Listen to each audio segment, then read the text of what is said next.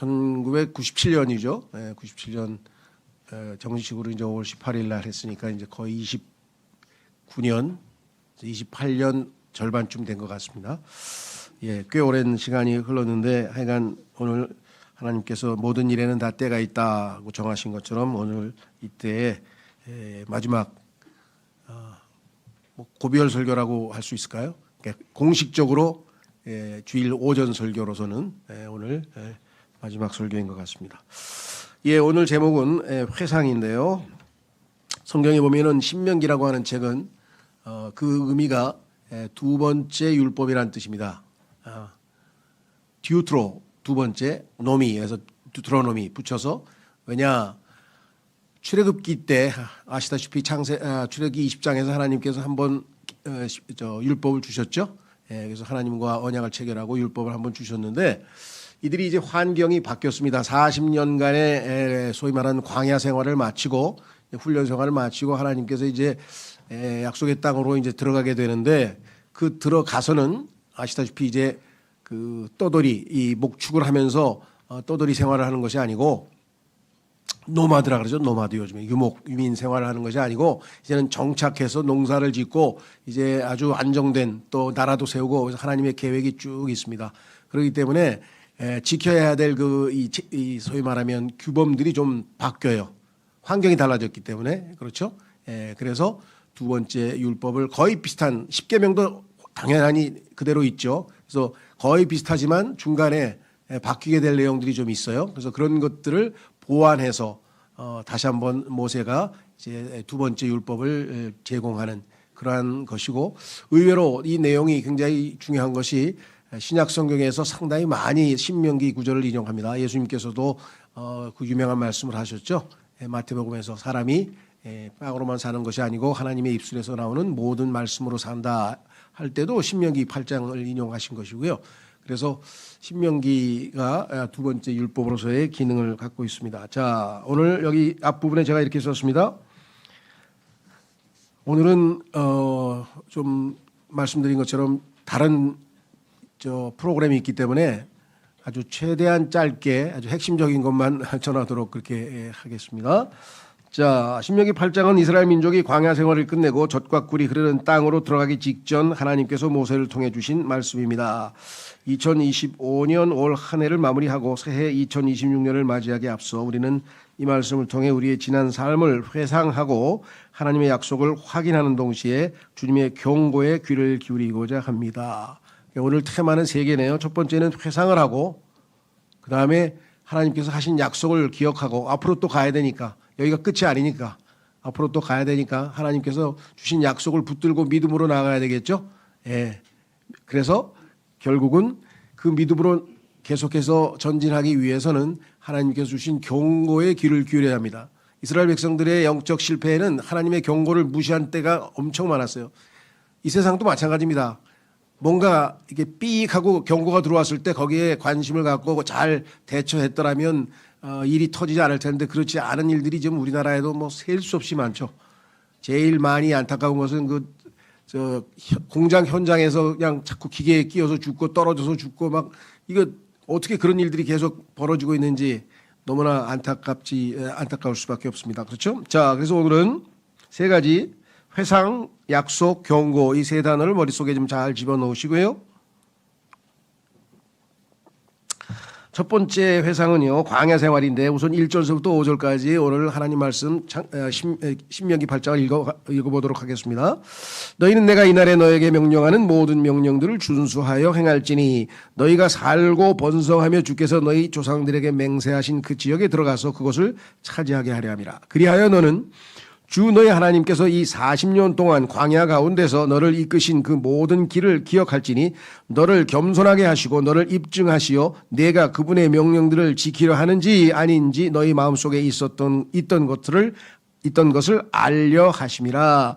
그리하여 그분께서 너를 겸손하게 하셨고 배고픔을 감내하게 하셨으며 너도 모르고 너의 조상들로 몰랐던 만나로 너를 먹이셨으며 그분께서 너로 하여금 사람이 빵으로만 사는 것이 아니요 다만 주의 입에서 나오는 각각의 모든 말씀으로 사람이 사는 것임을 알게 하려 하심이라.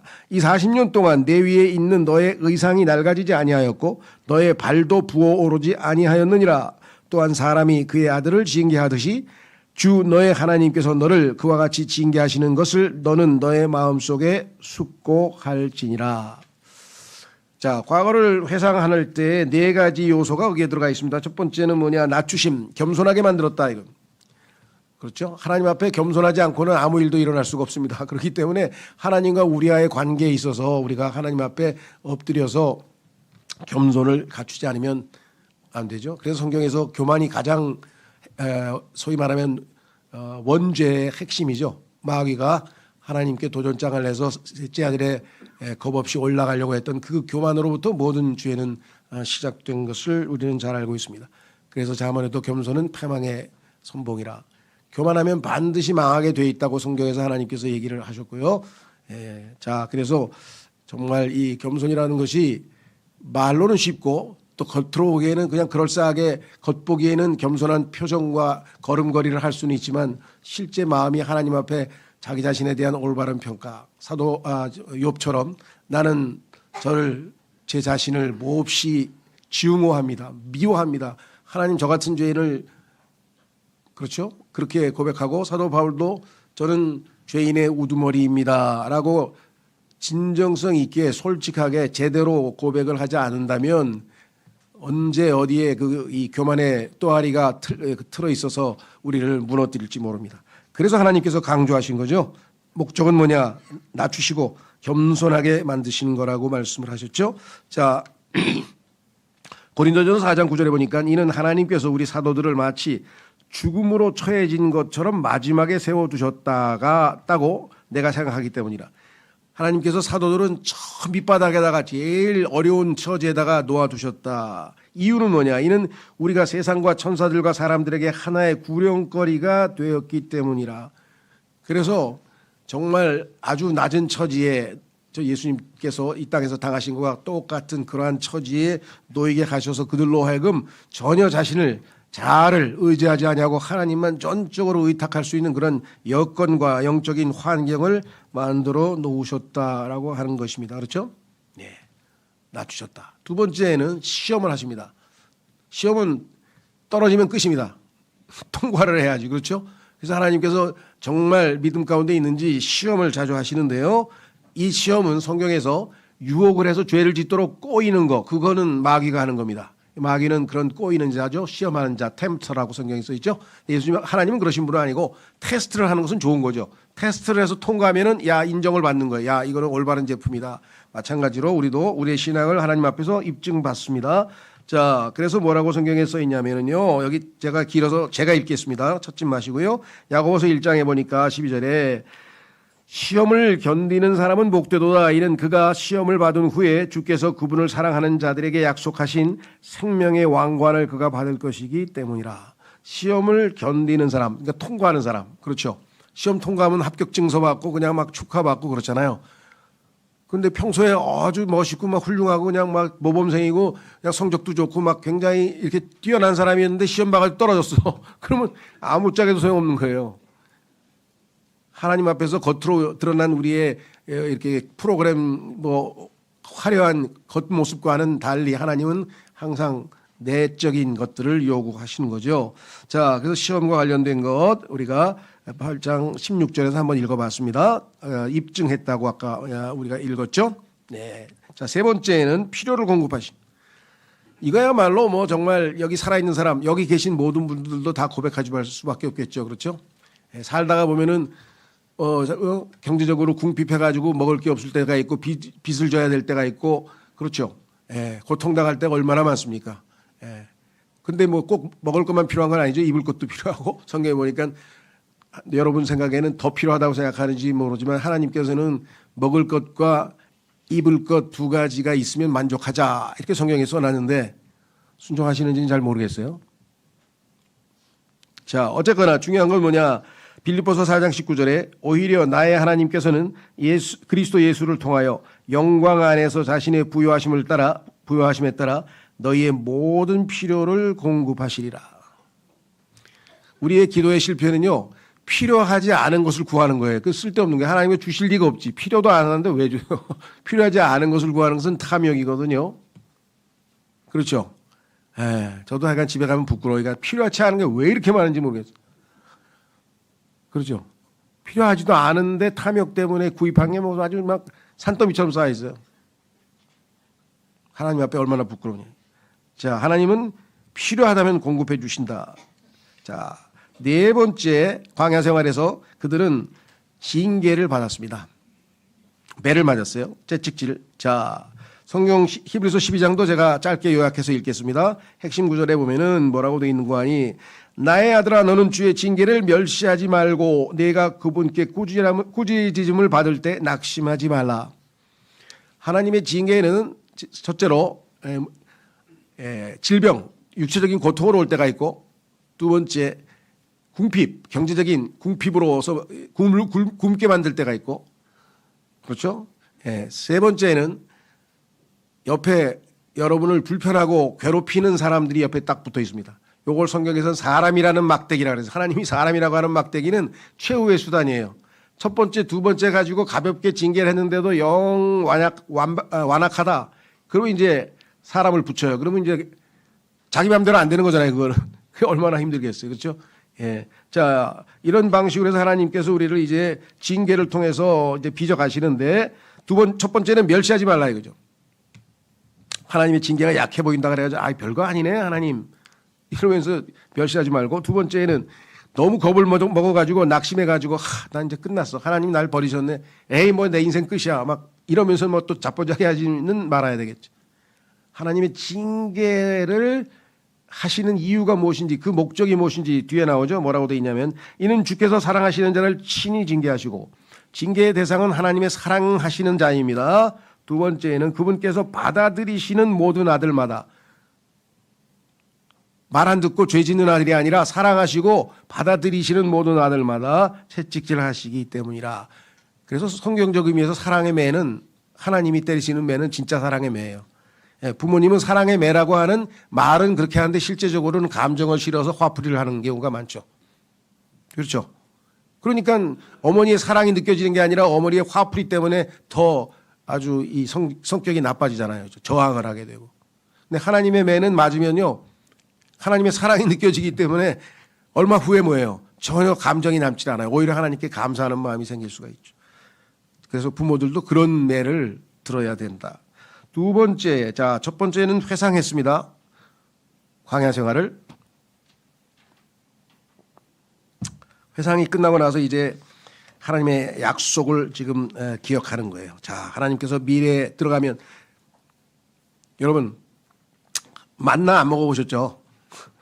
저도 안 먹어봤는데, 만나가 하여간 성경에는 달콤한 뭐 그냥 과자같이 생기고 막 뭐 이렇게 설명을 잘 돼서 맛있는 것 같은데 처음에 먹으면 맛있어요. 근데 일주일쯤 먹으면 어떻게 되겠습니까? 똑같은 만나를 얼마나 지겹겠어요, 그렇죠? 그 나중에 가가지고 그냥 막 하나님이 주신 만나를 막 그 아주 경시하고 경멸하는 말들을 썼어요. 그리고 만나라는 단어의 의미가 히브리어로 이게 뭐야? 이게 뭐야? 하나님이 주신다는 게 이게 뭐야 이게? 처음에는 그냥 이게 뭐야 하고 그냥 막 먹었겠죠. 근데 조금 있다가 하니까 뭐 이게 뭐야 그러죠. 여러분도 신앙생활하면서 막 그냥 구원받고 하늘나라 가고 막 기뻐가지고 할렐루야 하고 막 있는데 조금 가다 보니까 뭐 되는 일도 없고 이게 뭐야? 교회 갔더니 뭐 그리스도인이 뭐 행동에 저래? 왜 이래? 막 그래 나중에 이게 뭐야 되는 거예요 만나가. 그 이제 지겨워지는 거예요. 하나님께서는 만나로만 우리를 키우신 게 아시나 이제 만나 훈련을 받은 다음에는 두 번째 무엇이 있느냐. 자, 여기 나와 있네요. 요한복음 10장 10절. 도둑은 오직 도둑질하고 죽이며 멸망시키기 위해서 오느니라. 마귀. 그러나 그들이 생명을 얻게 하고, 나는, 예수님은 반대죠. 그들이 생명을 얻게 하려고 왔으며, 여기서 그치면 안 돼요. 생명만 얻으면 안 되고 그 생명을, 그들이 그것을 더 넘치게 얻도록 하려고 왔노라. 여기에서 이제 신앙의 실패가 있는 거예요. 로마서 5장에서 생명만 얻고 칭의만 얻고 왔다 갔다 하다가 그냥 신앙생활 죄 짓고 자백하고 용서받고 죄 짓고 자백하고 용서받고 뱅뱅 돌다가 광야에서 뱅뱅 돌다가 죽고 가나안 땅은 한 번도 구경도 못하고 이게 신앙생활을 제대로 맛본 게 아니에요. 그냥 껍데기만 맛본 거예요. 진짜 배기로 가려면은 이제 어떻게 돼야 됩니까? 예, 제대로 된 풍성한 삶을 가야 돼요. 자, 한번 읽어보겠습니다. 6절서부터 10절까지. 풍성한 삶이 만나만 먹던 사람들이 얼마나 나중에 뭐라고 표현해야 되나 기절초풍할 만한 풍성한 삶이 전개되는가 한번 보세요. 이것을 맛봐야 돼요. 하나님께서 우리에게 주시기 원하시는 건데, 자 6절 그러므로 너는 주 너의 하나님의 명령들을 지켜 그분의 길들 가운데 살아가고 그분을 두려워할지니라. 예, 하나님을 두려워하는 것 지혜의 시작이죠. 이는 주 너의 하나님께서 너를 좋은 지역 가운데로 데리고 들어가시기 때문이니. 이제는 광야 생활 끝났어. 들판에 그냥 아무것도 없는 그냥 그 모래사막 아니고 곧 물이 흐르는 시내들의 지역이요. 물은 생명의 상징이죠. 물이 흐르는 시내들의 지역이요. 골짜기들과 언덕들에서 솟구치는 샘물들과 깊은 곳들이 있는 지역이요. 생명의 물결이 그냥 생수가 흘러나오는 그런 곳입니다. 자, 8절서부터는 시간이 있으면 하나 둘씩 이 의미하는 거 영적으로 뭘 의미하는지 좀 말씀을 좀 나누고 싶은데 여러분들이 충분히 예상할 수 있으시니까 그렇죠? 예, 영적인 게 여기 해당되는 게 뭔가 잘 생각해 보시죠. 밀은 빵을 만들잖아요. 예, 그런 것 등등. 자, 밀과 보리와 포도나무들과 무화과나무들과 석류들의 지역이요, 기름 올리브와 꿀의 지역이요, 내가 그 안에서 부족함 없이 빵을 먹을 지역이니 너는 그 안에서 아무것도 모자라지 아니하니라. 모자라는 게 아니라 더욱 풍성한 신앙생활을 할 수 있대. 풍성한 삶을 살 수 있죠. 그 지역의 돌들은 철이요. 거기서는 돌들에서 철광석이 나와요. 얼마나 좋은 땅인지. 너는 그곳의 언덕들에서 놋을 캘 수 있느니라. 요즘으로 치면 자연자원, 천연자원이 잔뜩 있는 지역이에요. 하나님께 주신 땅이 이렇게 좋은 땅이죠. 자, 내가 먹어서 배부르면 그때 너는 그분께서 너에게 주신 그 좋은 지역으로 인하여 주 너의 하나님을 찬양할지니라. 근데 이 사람은 어떻게 됐습니까? 나중에 여수르니 배가 부르니 뭐예요? 하나님을 버렸도다. 하나님을 버렸도다가 나중에 보면 결과가 그렇게 나왔어요. 예, 그래서 신앙생활에서 속된 말로 등 따수고 배부르면 신앙생활 못해요. 예, 그러면서 신앙생활 할 생각을 아예 하질 말아야 돼. 그냥 안 되는 거예요. 우리 속성이. 거기에 기대서 그냥 눌러 앉아가지고 그냥 매너리즘에 빠지게 되고 그냥 죄나 즐기게 되는 거죠. 그렇죠? 그래서 하나님께서 적절하게 그렇다고 해서 우리를 그냥 계속 고난만 주셔가지고 우리를 좌절시키고 그냥 낙심시키냐, 그건 아니에요. 하나님 우리를 잘 알기 때문에 적당하게, 그죠? 예, 완급을 조절하셔서 우리로 하여금 잘 단련돼서 훈련돼서 정말 늠름한 군인으로 주님께서 이제 키우시겠죠. 자, 그래서 우리에게는 에베소서 1장 3절에 보면은 뭐라고 되어 있는가 이렇게 써 있습니다.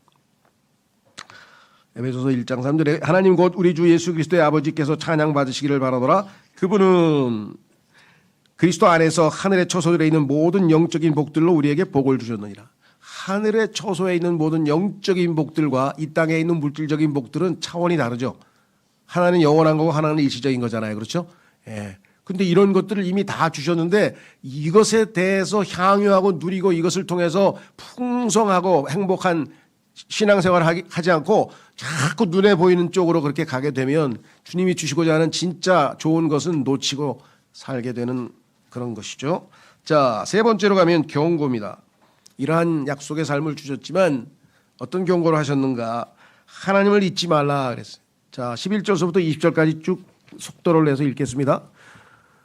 내가 이날에 너에게 명령하는 그분의 명령들과 그분의 공의로운 법규들과 그분의 규례들을 내가 지키지 않음으로 인하여 주 너의 하나님을 잊지 않도록 주의하라. 내가 먹어서 배부르고 훌륭한 집들을 건축하며 그 안에 거하면, 그리고 너의 소떼들과 너의 양떼들이 번식하며 너의 은과 너의 금이 늘어나고 내가 가진 모든 것이 늘어나면 그때 너의 마음이 높아져서, 나는 아니다 그런 사람 없습니다.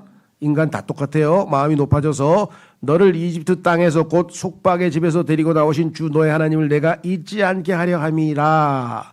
그분께서는 너를 이끄시어 저 거대하고 공포스러운 광야를 통과하게 하셨으니 그 안에는 불뱀들과 정갈들과 가뭄이 있었고 물이 없었도다. 그런 그분께서는 부싯돌 반석에서 너에게 물을 배출하셨느니라. 그분께서는 너의 조상들이 몰랐던 만나로 광야 가운데서 너를 먹이셨으니 친히 너를 겸손하게 하시려는 것이요 친히 너를 입증하려는 것이요 내 나중 결말에는 너에게 선을 행하시기 위함이라. 결국은 우리에게 유익하고 우리에게 좋은 일을 하시기 위함이라.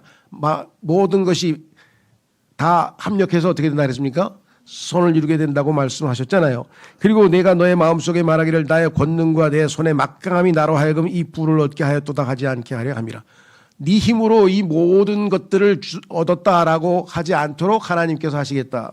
오직 너는 주 너의 하나님을 기억할지니라. 이는 너에게 부를 얻을 권능을 주시는 분이 그분이시기 때문이요. 여러분이 부를 하나님이 허락하셨다. 여러분에게 권력을 주셨다. 뭐를 주셨든 간에 그것은 다 하나님으로부터 오는 것이라는 것을 잊지 마셔야 돼요. 그분께서 친히 너의 조상들에게 맹세하신 자신의 언약을 이날과 같이 확립하려 하심이라. 그리고 만일 내가 주 너의 하나님을 아예 잊어버리고 이제 막 가는 거예요. 다른 신들을 쫓아 살아가며 그들을 섬기고 그들에게 경배한다면 이러한 일이 일어나리니 곧 내가 이날에 너희에게 대적하여 증언하노니. 너희를 대적해서 반드시 증언한다. 결과는 너희는 반드시 멸망할 것이라. 선과 악의 지식의 나무를 먹는 날에는 반드시 죽을 것이라. 하나님께서 분명하게 말씀하셨습니다. 주께서 너희의 얼굴 앞에서 멸시하는 민족들 같이 너희가 그렇게 멸망하리라. 이는 너희가 주 너희 하나님의 음성에 복종하려 하지 않은 까닭이라. 그래서 신앙생활의 실패는 망각입니다. 망각. 잊어버리는 거예요. 하나님이 어떠하신 분인지도 있고 하나님이 주신 은혜도 있고 자비도 잊어버립니다. 교회에서도 그렇죠. 성경에 보니까 예수님께서 쓰신 마지막 7교회에 쓰신 계시록에 쓴 거기에 보면은 너희가 어디서 길을 잘못 들어서 빗나갔는지를 다시 기억해내라. 잊어버리고 사는 거예요. 하나님이 주신 것들. 자, 그래서 결론은 여기 나와 있습니다. 3가지. 하나님을 잊지 말라. 첫 번째, 불순종과 망각. 불순종하면 하나님을 잊어버리게 돼 있어요. 교만하면 망각. 교만과 망각. 한 조입니다. 한 조. 조를 짰어요. 3번째, 더 나가면 어떻게 되는가. 망각과 우상 숭배까지 가면 이제는 하나님을 잊어버린 정도가 아니라 아예 멸망이에요. 멸망. 그래서 3구절을 통해서 여러분과 제가 신약 성도로서 적용을 한번 해보겠습니다. 마무리를 짓습니다. 자, 3구절. 첫 번째, 그러므로 주의 공포스러우심을 알기에 우리는 사람들을 설득하노라. 그러나 우리는 하나님께 명백하게 나타나느니라. 그리고 내가 너희의 양심들 속에 명백하게 나타났음을 신뢰하노라. 그리스도의 심판석에 가서 너희가 예수님을 믿고 난 이후에 한 모든 삶에 대해서 심판받고 평가받고 거기에 대해서 보상이 있으리라. 그것이 반드시 있게 될 것이고 너희가 하나님 앞에 합당치 못하게 한 모든 것들은 다 하나님께서 정말 쓰레기처럼 다 치워버리고 없애버리신다. 두려우신 하나님께서는 반드시 심판하시는 분이심을 잊지 말라. 우리 그리스도인도 마찬가지죠. 2번째, 고린도전서 3장 14, 15절에 만일 어떤 사람이 그 기초 위에 건축한 일이 건재하다면 그는 보상을 받으리라. 신앙생활에 있어서의 그 요소들은 다 영적인 요소가 돼야 되고 다 거룩한 요소가 돼요. 그래서 금과 은과 보석이라고 하는 재료를 써서만 건축이 이루어져야 돼요. 그렇지 않으면 다 불타버리게 되겠죠. 만일 어떤 사람이 일이 불타게 되면 그는 손실을 겪게 되리라. 그래서 그리스도 앞에서는 우리가 구원 못 받고 지옥에 가고 하나는 구원받고 그 평가는 아니죠. 우리는 그 평가는 예수님 덕분에 면했죠. 우리는 이미 면제를 받아서 구원을 받았지만 그리스도의 심판석에 가서는 보상을 받느냐 여기 나와 있죠. 아니면 손실을 겪게 되느냐. 예수님 믿고 나서 30년 살았는데 하나님 앞에 바친 게 하나도 없어. 하나님 오셔야 가지고 얼굴이 너무 부끄러워서 저쪽에 가서 숨어야 돼. 왜? 하나님 앞에 드릴 게 하나도 없는 거예요. 신앙생활 뒤늦게 해서 10년밖에 안 했는데 하나님께 그래도 뭔가를 드렸어요. 거기에 대해서 하나님은 반드시 보상하신다. 그래서 그리스도인들은 이 보상과 손실에 대해서 깊이 생각하셔야 됩니다. 대부분 그리스도인들이 난 보상받을 자신은 없어요. 그래도 구원받고 하늘나라 가면 됐지 뭐. 요게 마귀의 음성이에요. 요게 마귀의 음성이에요. 그럼 뭐하러 이 땅에 살아요? 빨리 하늘나라 가야지. 이 땅에서 더 계속 해봐야 손실만 당할 일만 하면 해봐야 손실 당할 일만 하면 뭐하러 손실을 당해요. 그냥 똔똔이라도 되지. 하늘나라 빨리 올라가는 게 낫지. 주님께서 보상은 우리의 마음이 주님을 사랑하도록 격려하는 수단이에요. 그 마음을 읽어야 돼요. 내가 이런 상을 준비했으니 네가 열심을 내고 날 사랑하라 그랬는데 됐어요. 저는 못해요. 그냥 이거 아니죠. 자, 죄송합니다.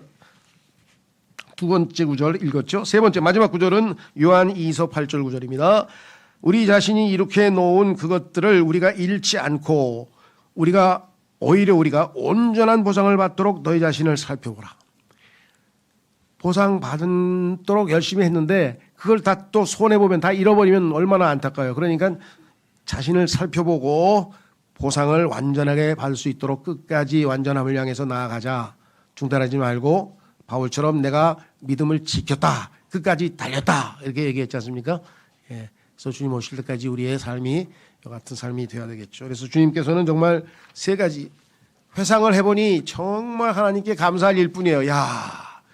내 인생이 이렇게 하나님의 철저한 관리하에 하나님의 손길하에 보이지 않는 손길이죠. 보이지 않는 손길하에 낮추시고 시험하시고 필요를 공급하시고 징계해서 내가 이만큼 그래도 인간이 됐구나. 그래도 신앙생활 한다고 했구나. 근데 하나님은 이보다 더 풍성한 삶을 약속해 주셨대. 거기에 대한 갈망을 하나님께서 주시옵소서. 그리고 어떻게 해요?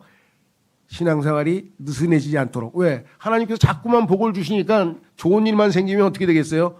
느슨해지죠. 그래서 하나님께서는 불순종과 막 해서 하나님 잊지 말고 교만해서 하나님 잊지 말고 아예 나중에 멸망, 구약 성도들은 멸망에 해당되지만 우리는 절대적인 영원한 멸망에는 해당은 안 되죠. 당연히 하나님의 자비와 은혜 때문에 구원받은 것이기 때문에. 그러나 손해를 보고 영원토록 마음에 뭐예요? 하나님 앞에 내가 저 자비로우신 저 좋으신 하나님께 해드린 게 하나도 없이 빈손으로 왔구나. 이것 때문에 자괴감 가운데 살면 어떻게 되겠어요? 그렇죠? 한번 생각해 보세요.